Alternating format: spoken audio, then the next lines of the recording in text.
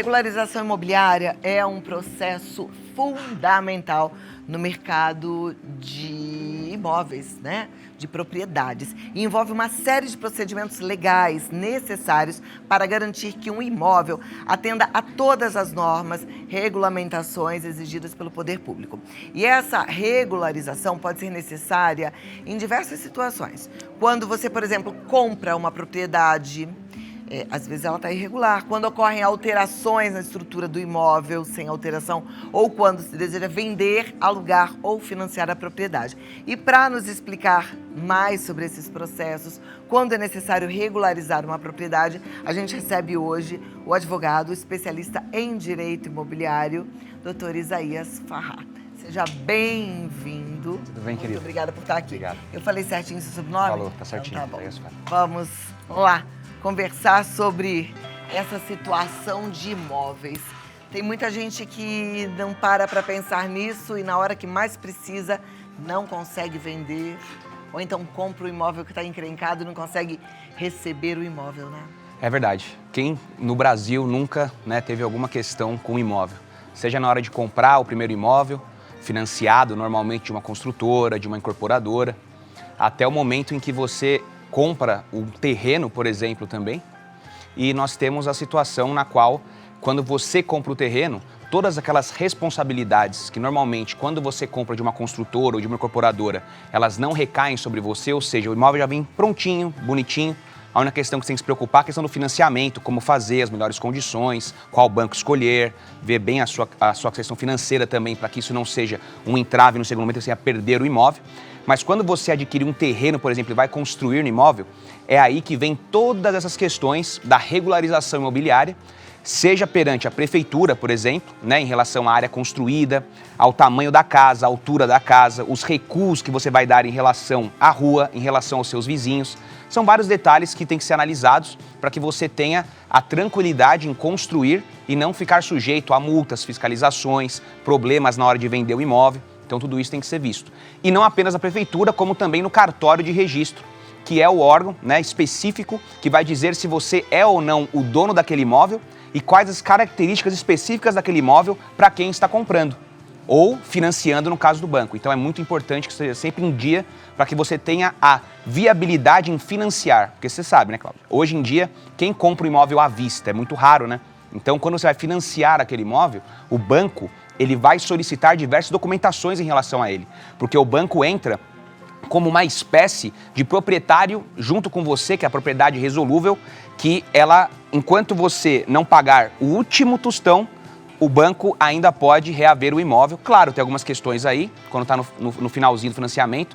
Quem estiver nessa situação também, existem algumas questões legais, quando você já pagou uma boa parte do imóvel, teve algum problema no final, então tem questões a serem vistas. Porém, regra geral, o banco fica ali junto com você até que você pague o último cetil. Quando você pagou o último centavo, você vai até o cartório e a propriedade passa a ser sua completamente. Então o banco deixa de ter aquela alienação fiduciária, que chama o termo mais técnico, mas ele deixa de ser junto com você proprietário e você fica tranquilo e é o proprietário do imóvel finalmente. Quer dizer, essa preocupação do banco, ela faz todo sentido, porque na verdade ele quer um imóvel em perfeitas condições legais para que depois ele também possa vender, se ele fosse o único comprador. Seria a posição, mesmo quando a gente não vai fazer um financiamento, a gente deveria olhar tudo isso, né? Exatamente, querida. Na verdade, o banco não é só que ele quer, ele é obrigado. Por quê? Por lei, o banco não pode permanecer com imóveis, ele não pode ser imobiliário, ele não pode alugar imóveis. Então, por lei, ele tem uma limitação em manter o imóvel sob o seu patrimônio.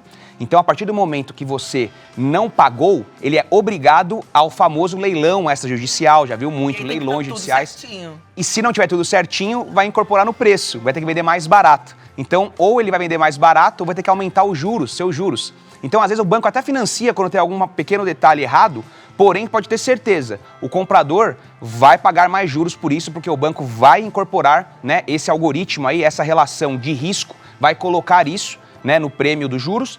E naquele momento, você vai perceber que muitas vezes, por conta dessa irregularidade, o seu imóvel fica muito caro. Então a pessoa vai lá e compra do vizinho que está regular, porque vai ficar mais dentro do bolso dele. entendeu? Entendi. Você falou de estar em dia com essa regulamentação dos imóveis. Existe prazo para isso? De repente a pessoa não fez, já construiu, já tem um tempo, ela Isso. perde a chance de regularizar? Não, na realidade é assim, você sempre vai poder regularizar o seu imóvel. A partir do momento que você tem ciência que ele está irregular, você pode regularizar. A única questão que tem que ser vista é como você construiu o imóvel. Muitas vezes você construiu de uma forma que ele não tem como ser regularizado daquela forma. Ou seja, o recuo da prefeitura, por exemplo, naquele município, lateral é de 3 metros em relação ao seu vizinho. Um exemplo, Cláudio. Aí você foi e construiu sobre esse recuo, quer dizer, você avançou sobre esse recuo. Nessas situações, ou você aguarda uma anistia, que normalmente em todo município a cada 10, 15 anos, quando muda os planos, né, diretores da cidade, que determinam os zoneamentos da cidade, eles dão uma brecha. A prefeitura normalmente libera algumas regularizações. Ou você aguarda esse momento, ou então você tem que demolir o imóvel. É o que muitos não querem. Então a pessoa não analisa antes de construir, faz o projeto como vem na cabeça, constrói e aí depois vai com esse problema, aguardando uma anistia ou então tendo que demolir. Aí você envolve, todo mundo sabe, né? Demolição envolve questões estruturais do imóvel, às vezes não dá, já fez 2, já fez um sobrado, como que vai demolir? Então tem rachura, então não tem como. Então é muito importante, sempre antes de fazer a obra, antes de fazer a construção, você procura um especialista, faz um estudo, verifica se isso está comportando pela prefeitura, aprova o alvará e aí então você constrói. Perfeito. Agora, quando a gente quer comprar um imóvel, o que a gente precisa ficar bem atento? Ah, muito bacana. Ó, vamos lá. Na hora da compra do imóvel, é essencial, a primeira coisa que você tem que fazer é se dirigir ao cartório de registro de imóveis competente, é por território. Não existe 2 cartórios sobre o mesmo imóvel, é só um. Então, um município específico vai ter o seu cartório, às vezes 2, como São Paulo tem mais de 15, 20 cartórios pelo tamanho, mas cada cartório tem aquele território que é dele. Então você vai se dirigir ao cartório responsável, vai solicitar ao vendedor ou ao corretor de imóveis a matrícula atualizada do imóvel. A matrícula do imóvel é como se fosse o RG, o CPF do imóvel. Ali vai estar quem é o atual dono, ali vai estar as medidas exatas do lote, ali vai constar a construção que está averbada, ou seja, todo o histórico, né, do imóvel estará lá. Ou não. Então, qual que é o segundo ponto que você também tem que pedir? Normalmente, uma planta do imóvel. Uma planta aprovada na prefeitura para que você bata com o existente. Porque o grande segredo é o quê? Você olha a matrícula, se na matrícula o que está construído, por exemplo, imagina que você leu a matrícula do imóvel, lá consta só o lote, não fala de nada construído.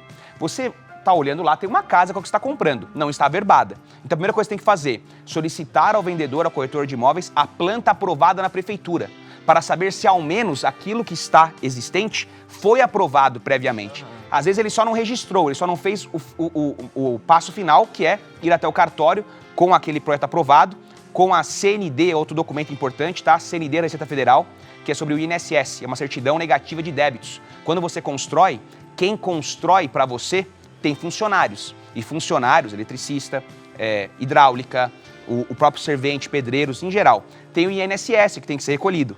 Então é por metro quadrado. Se você não declarou com as suas notas fiscais, a Receita Federal tem um cálculo médio por metro quadrado que você tem que quitar isso para que seja averbado e registrado. Ou seja, o registro no cartório daquela construção te dá a segurança de que tudo isso foi feito. Foram pagos impostos municipais, no caso seria o ISS, Imposto sobre Serviço, mesma lógica da CND. Pessoas prestando serviço. Também tem o imposto municipal, que é imposto sobre serviço.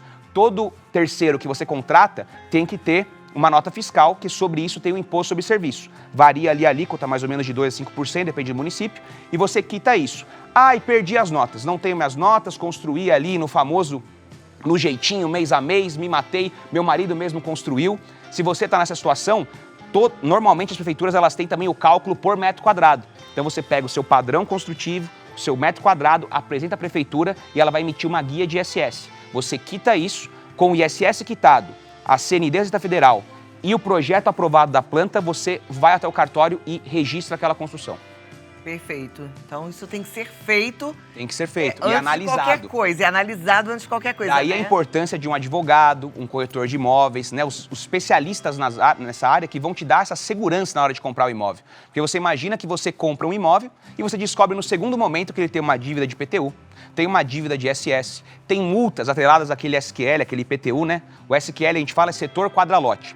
Imagina assim que todo mundo fala, né, na cidade tem as ruas e os quarteirões. Quando a gente fala quarteirão, tá? O termo técnico é quadra, tá? Então, quarteirão, o termo técnico é quadra. E o termo técnico para bairro, aquela região da cidade, é setor. Então, é o setor, a quadra é o quarteirão e o lote é o seu terreno, é o terreno dentro daquela quadra. Então, vocês percebam que com essa nomenclatura setor, quadra, lote, você identifica um lote dentro da cidade. Então, ele é o número dele, é o RG e o CPF dele para a prefeitura. Normalmente, a gente fala que é o número do IPTU, porque é o imposto que incide sobre as construções e os terrenos na cidade. Isso é muito frequente das pessoas comprarem e depois se depararem com problemas assim, não conseguirem... É mais frequente do que se imagina, praticamente é diário, tá? No escritório, por exemplo, o que mais chega é esse tipo de cliente, né?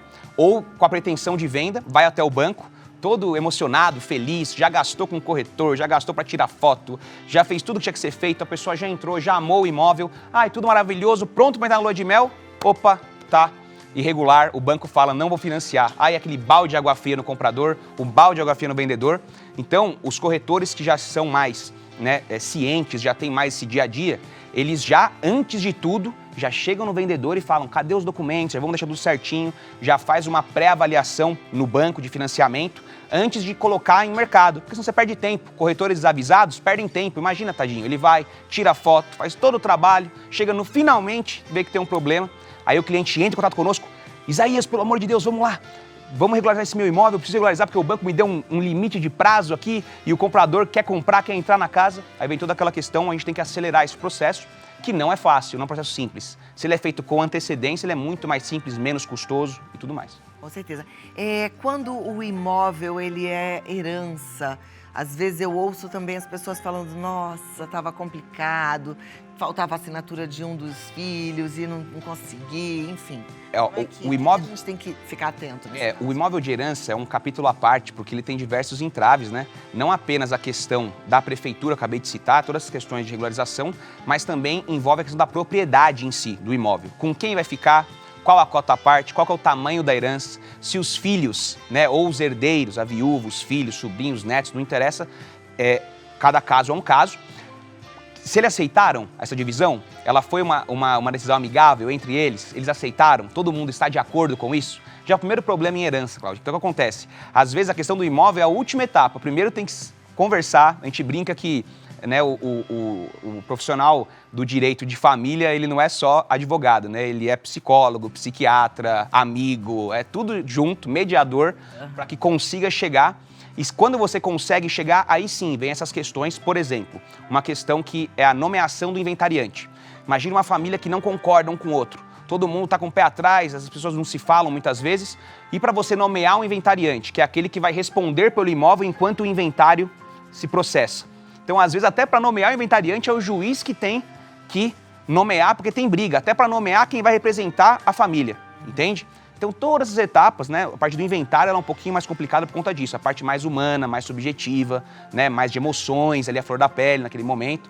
Agora, quando é um inventário mais tranquilo, já está todo mundo certinho, tudo assentado, simplesmente você vai, né, até o cartório também.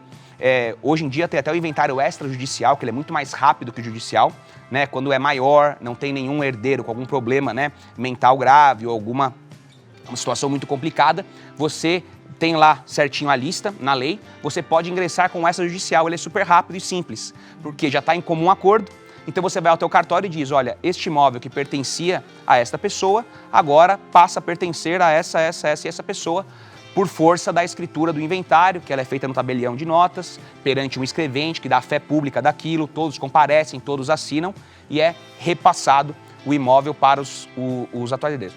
E é importante dizer que a passagem de propriedade, isso é muito importante. As pessoas falam, nossa, mas estou com um problema na prefeitura, está irregular meu imóvel, a construção, será que eu posso vender esse imóvel? Sim, você pode vender esse imóvel, não é porque você não vai financiar ele num banco que você não pode vender à vista, por exemplo. Então existe um princípio chamado cingibilidade, você pode, né, com uma escritura específica, isso a gente trabalha bastante com isso, tá? Uma escritura dentro da normativa, a gente consegue passar o seu imóvel mesmo que ele tenha algum problema. Passa, o comprador já tem ciência disso e ele se compromete, né, uma cláusula específica, tem termos técnicos, já chama ad corpus, enfim, é um termos técnicos que a gente usa, que ele se responsabiliza, no segundo momento, pela regularização do imóvel com ciência prévia. Então ele não pode alegar, né, que o vendedor não deu ciência. Aliás, ninguém pode alegar nada, viu, Cláudio? Se você não for no cartório fazer a solução de casa, comprou, um abraço, sabe? É assim, claro que existem algumas questões que a gente pode verificar, mas no geral é muito importante fazer uma análise profunda antes de comprar. Essa frase pegou de impacto aqui. Comprou um abraço do tipo, se você comprou uma coisa que não estava regularizada, você dançou? Basicamente, Você perde? E não que você perde, mas se você esperava muitas vezes que aquele imóvel tivesse aquele valor realmente que você pagou e você, né, por um descuido, poderia ter pago bem menos, porque na verdade um imóvel irregular, ele vale menos no mercado. Então muitas pessoas pelo olho olham aquela coisa bonita, maravilhosa, um bom acabamento, não se atenta a isso e no final traz para ele custos que ele não imaginava na hora da compra. Perfeito. A minha última pergunta, existe golpe nesse mercado? Do tipo Muitos. assim, tá aqui o imóvel, a pessoa ama, aí fala, você tem que dar um sinal, porque tem muita gente querendo, e a pessoa dá um sinal e depois Isso é muito comum. perde? A pessoa que a gente fala, né, em termos grileiros, né, pessoas que eles tomam o imóvel ou então se fingem de proprietários, né, os falsos proprietários, eles se fingem que têm a posse do imóvel, que têm a propriedade, ludibria compradores, pede sinais adiantados. Por isso que eu sempre falo, sinal não se dá sem contrato, de maneira alguma sem uma análise. Nunca tire seu dinheiro. Eu não tenho condição agora. Espera, guarda um dinheiro, contrata um profissional, certifique-se de que ele realmente... Onde vai saber se ele é proprietário ou não? Na matrícula, lembra os documentos que eu te passei? Agora, é claro, uma pessoa que tem... Né, não está nesse mercado, não está nessa área, é complicado, tem termos técnicos, é muito difícil você sozinho ir e conseguir analisar com profundidade a situação do imóvel. Ele pode ter hipoteca, por exemplo, ele pode estar penhorado, né, uma situação, por exemplo, que empresários não pagam dívidas trabalhistas, por exemplo. Né? Hoje já tem o princípio, né, há muito tempo já, da descaracterização da personalidade jurídica. Então descaracteriza a empresa, vai no dono. O dono tem imóveis, você vai no imóvel do dono. Isso aí registra-se uma penhora, o juiz naquele imóvel. Você vai lá e compra um imóvel penhorado. Dançou. Entendeu? Aí dançou por quê? O imóvel penhorado, ele pode ir a leilão, a não ser que você entre na ação, mostre aquele valor que você Mas aí pagou. é dor de cabeça, né? Uma coisa que dor de deveria ser cabeça. alegria, vira problema. Vira problema. Consulte um advogado antes, é o melhor de todos os caminhos. Mas guarda essa frase, sinal só depois de examinar o contrato. Só depois de contrato, nada de boca, nunca de boca. Isaías Farrá é o advogado que está aqui comigo. Siga lá, ele está no capitalri.com.br, Face, Instagram, capitalri.br. O WhatsApp é o 11 9 45 43 94 59. Pode marcar para bater um papo, tá? Fazer uma consulta. 11 9 45 43 94 59. Foi muito útil, adorei o nosso bate-papo. E até a próxima. Obrigado. Obrigada, uma ótima tarde para você.